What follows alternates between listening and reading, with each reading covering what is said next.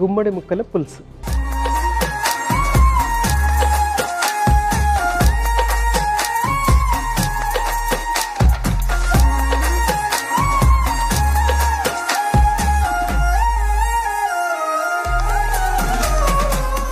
గుమ్మడి ముక్కల పులుసుకి కావాల్సిన పదార్థాలు ఏంటో ఒకసారి చూసేద్దాం. గుమ్మడి ముక్కలు, ఉల్లిపాయలు, పచ్చిమిర్చి, చింతపండు, పసుపు, కారం, ధనియాల పొడి, ఉప్పు, బెల్లం, అల్లం, వెల్లుల్లి, జీలకర్ర, ఆవాలు, ఎండుమిర్చి, కరివేపాకు, నూనె అన్నీ రెడీగా ఉన్నాయి. సో మనము ఫస్ట్ ప్యాన్ పెట్టేసుకుని 1 by 1 ఇంగ్రీడియంట్స్ అన్నీ యాడ్ చేసుకుని చక్కటి పులుసు రెడీ చేసేసుకుందాము. సో ఫస్ట్ స్టవ్ వెలిగించేసుకోవాలి కదా.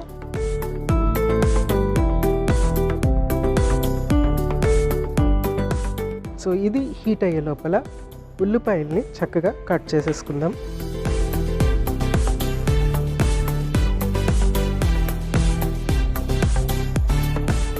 సో దీన్ని ఏంటంటే నేను లెంత్ వైజ్ కట్ చేస్తున్నాను.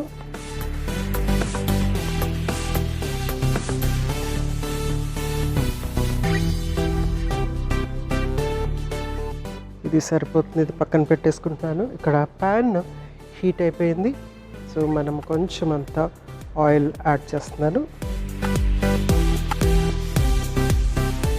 పులుసు కర్రీస్ అనేవి ఏంటంటే మనకి ముఖ్యంగా మిక్సింగ్కి చాలా బాగుంటుంది. రైస్లో మిక్సింగ్కి చాలా బాగుంటుంది. సాంబార్ లాగా, పప్పుచారులాగా అట్లాగా వెజిటేబుల్తో పులుసు చేసుకోవటం అనేది ఇంకా చాలా చక్కగా ఉంటుంది. బోల్డ్ అని బి వైటమిన్స్ అనేవి బాగా వస్తాయి అన్నమాట వెజిటేబుల్ పులుసు కర్రీ చేసుకుంటే. ఎందుకంటే వెజిటేబుల్స్లో బి వైటమిన్స్ చాలా ఉంటాయి కాబట్టి.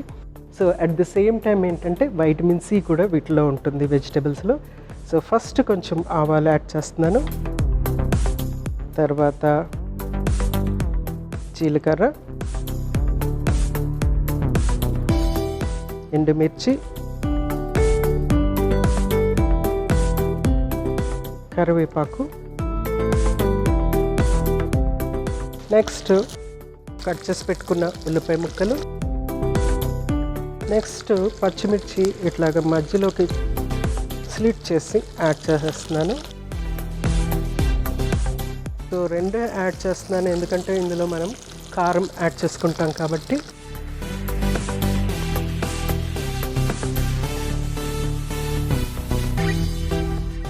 నెక్స్ట్ కట్ చేసి పెట్టుకున్నటువంటి గుమ్మడి ముక్కలు,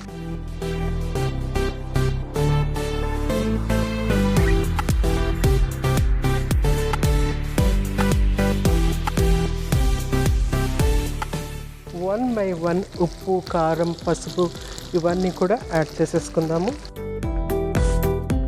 ఫస్ట్ కొంచెం పసుపు,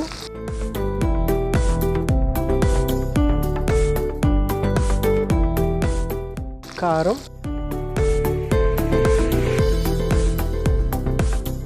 ధనియాల పొడి, ఉప్పు,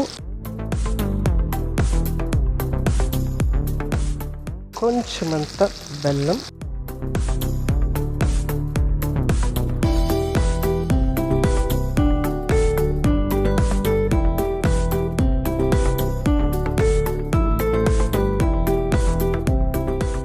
సో కారం కొద్దిగా వేగిన వెంటనే ఇందులో మనము వాటర్ యాడ్ చేసేసుకోవచ్చు అన్నమాట.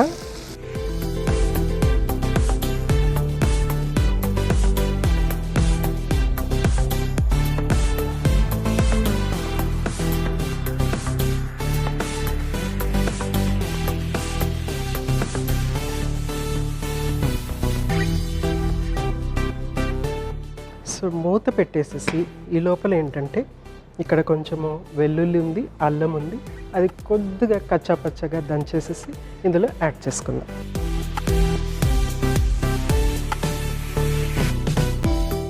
సో చక్కగా మనం ఇందులో వెల్లుల్లి తర్వాత అల్లం రెండు యాడ్ చేసేసుకుని కొంచెం నలుపుకోవాలన్నమాట.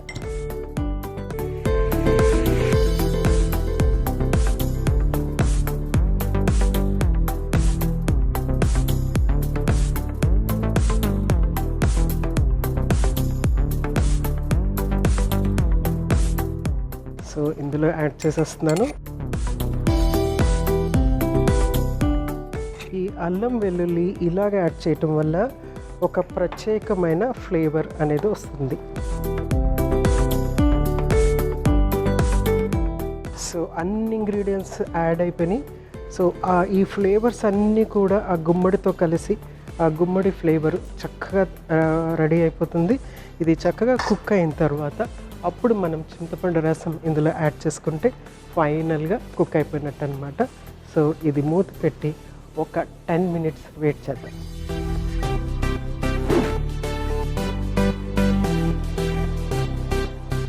సో గుమ్మడి ముక్క చక్కగా కుక్ అయిపోతుంది. సో నెక్స్ట్ మనం చేయాల్సింది ఏంటంటే ఇందులో చింతపండు పులుసు ఇందులో యాడ్ చేసేయటమే.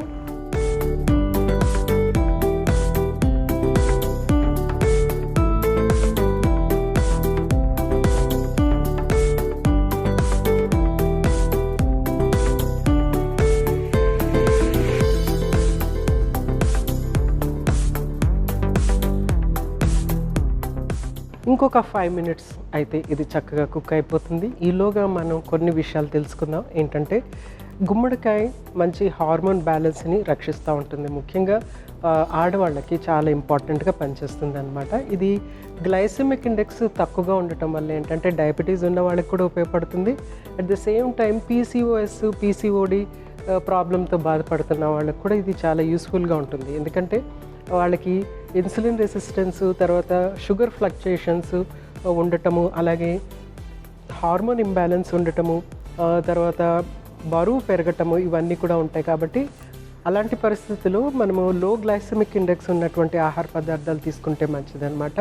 గుమ్మడికాయ లాంటి వెజిటేబుల్స్ ముఖ్యంగా దీంట్లో మనకి వైటమిన్ ఏ అంటే ప్రికర్సర్ లాగా వస్తుందన్నమాట. ఇందులో క్యారోటెనాయిడ్స్ అనేవి చాలా ఎక్కువగా ఉంటాయి. అవి యాంటీ ఇన్ఫ్లమేటరీ ఉండి హీలింగ్ ఏజెంట్స్ లాగా ఉంటాయి. కాబట్టి హార్మోన్ బ్యాలెన్స్ని రక్షించడం, ప్లస్ ఇందులో స్పెషల్లీ గింజలు కనుక మనం దీంట్లో యాడ్ చేస్తే, గుమ్మడి గింజలు కనుక యాడ్ చేస్తే కనుక అందులోంచి జింక్ అనేది కూడా వచ్చి మనకి చాలా చాలా హెల్ప్ఫుల్గా ఉంటుందన్నమాట. కొత్త సెల్స్ క్రియేట్ అవ్వడానికి చాలా యూస్ఫుల్గా ఉంటుంది. సో రెగ్యులర్గా గుమ్మడి అంటే అట్లీస్ట్ ఒక నెలలో 2 సార్లు అంటే 15 డేస్కి ఒకసారి అలా తీసుకుంటే కనుక చాలా యూస్ఫుల్గా ఉంటుంది. పులుసు కర్రీ లాగా కానీ, లేకుంటే డిఫరెంట్ రెసిపీస్ మనము దాన్ని స్ప్రెడ్ లాగా కానీ, లేకుంటే కలుపు కర్రీ లాగా కానీ, లేకుంటే సాంబార్ లాగా కానీ ఆ విధంగా తీసుకుంటే చాలా యూస్ఫుల్గా ఉంటుందన్నమాట. ఫైబర్ ఉంటుంది, డైజెస్టివ్ సిస్టమ్ ఇంప్రూవ్ అవ్వడానికి, ఇమ్యూనిటీ చక్కగా పెంచుతుంది, లో గ్లైసెమిక్ ఇండెక్స్ ఉంటుంది. అందుకని డయాబెటీస్ ఉన్న వాళ్ళకి, పీసీఓఎస్ పీసీఓడి ఉన్న వాళ్ళకి చాలా యూస్ఫుల్గా ఉంటుంది. పీరియడ్ క్రాంప్స్ అంటే పీరియడ్స్ టైంలో కడుపు నొప్పి ఉన్న వాళ్ళకి ఇది చాలా యూస్ఫుల్గా ఉంటుంది. హార్మోన్ బ్యాలెన్స్ రక్షిస్తూ ఉంటుంది కాబట్టి. ప్లస్ దీంట్లో ఉన్నటువంటి ఇతర బి వైటమిన్స్ కానీ ఇవి అన్నీ కూడా మనకి ఆరోగ్యాన్ని ఇచ్చేవి అనమాట. ఏదైనా సరే ఆహారం ఆరోగ్యాన్ని ఇస్తుంది, అలాగే గుమ్మడికాయ కూడా మనకి ఆరోగ్యం చక్కగా ఇస్తుంది. అయితే ఇందులో మనము తీసుకునే విధానము, ఏ విధంగా తీసుకుంటున్నాము, ఎంత క్వాంటిటీ తీసుకుంటున్నాం అనేది చాలా అవసరం. ఇందులో మనకి వచ్చే క్యాలరీస్ కూడా చాలా తక్కువగా ఉంటుంది. కాబట్టి బరువు తగ్గాలి అనుకునే వాళ్ళకి ఇది చక్కటి ఆహార పదార్థం అన్నమాట. సో చూద్దాం ఇంతవరకు వచ్చిందో.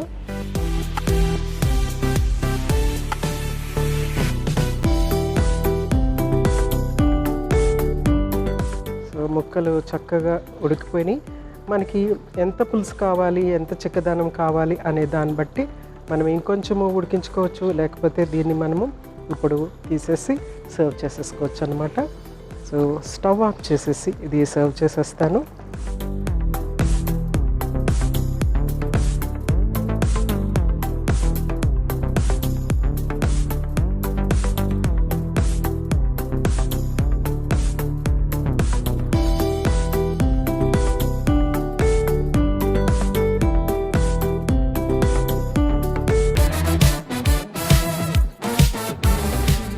గుమ్మడి ముక్కల పులుసు రెడీ అయిపోయింది. గుమ్మడికాయ గురించి మరికొన్ని ప్రయోజనాలు మరొకసారి మీకోసం.